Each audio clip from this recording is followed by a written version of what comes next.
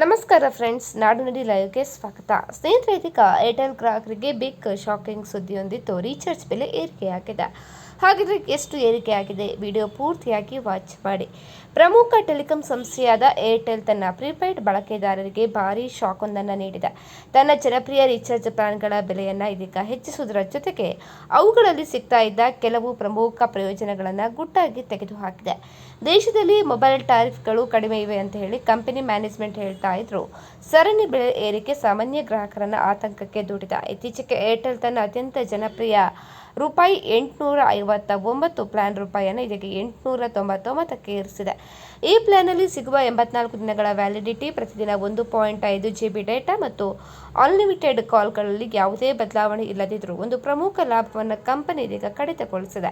ಈ ಹಿಂದೆ ಈ ಪ್ಲಾನ್ ಜೊತೆಗೆ ಸಿಗ್ತಾ ಇದ್ದ ರಿವಾರ್ಡಿನೆಸ್ ಸಬ್ಸ್ಕ್ರಿಪ್ಷನ್ ಅನ್ನು ಏರ್ಟೆಲ್ ತೆಗೆದುಹಾಕಿದೆ. ಇದರಿಂದಾಗಿ ಬಳಕೆದಾರರು ಪ್ರತಿ ತಿಂಗಳು ಪಡಿತಾ ಇದ್ದ ₹80 ಕ್ಯಾಶ್ ಬ್ಯಾಕ್ ಪ್ರಯೋಜನವನ್ನು ಕೂಡ ಕಳೆದುಕೊಂಡಿದ್ದಾರೆ. ಇನ್ನು ₹799 ಪ್ಲಾನ್ ನೋಡುವುದಾದರೆ ಇದೀಗ ಬಜೆಟ್ ದರದಲ್ಲಿ 1.5 GB ಡೇಟಾವನ್ನು ಬಯಸುವವರಿಗೆ ಇದ್ದ ಈ ₹799 ಪ್ಲಾನ್ ಅನ್ನು ಏರ್ಟೆಲ್ ಸಂಪೂರ್ಣವಾಗಿ ರದ್ದು ಮಾಡಿದೆ. ಈ ಪ್ಲಾನ್ನಲ್ಲಿ 77 ದಿನಗಳ ವ್ಯಾಲಿಡಿಟಿ ಇತ್ತು. ಇದರಿಂದಾಗಿ ಕಡಿಮೆ ಬೆಲೆಯಲ್ಲಿ ಹೆಚ್ಚು ವ್ಯಾಲಿಡಿಟಿ ಬಯಸುವವರಿಗೆ ಆಯ್ಕೆ ಉತ್ತಮವಾಗಿತ್ತು.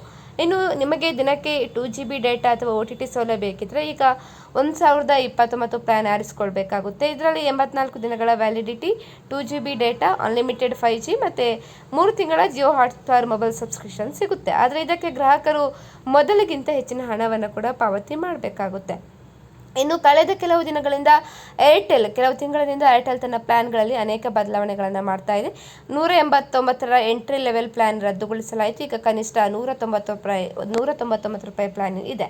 ಅದೇ ರೀತಿ ಈ ವರ್ಷದ ಆರಂಭದಲ್ಲಿ 4,000 ಇದ್ದ ಬೆಲೆಯನ್ನು ಏಕಾಏಕಿ 4,990ಕ್ಕೆ ಕೂಡ ಇದೀಗ ಏರಿಕೆ ಮಾಡಿದೆ.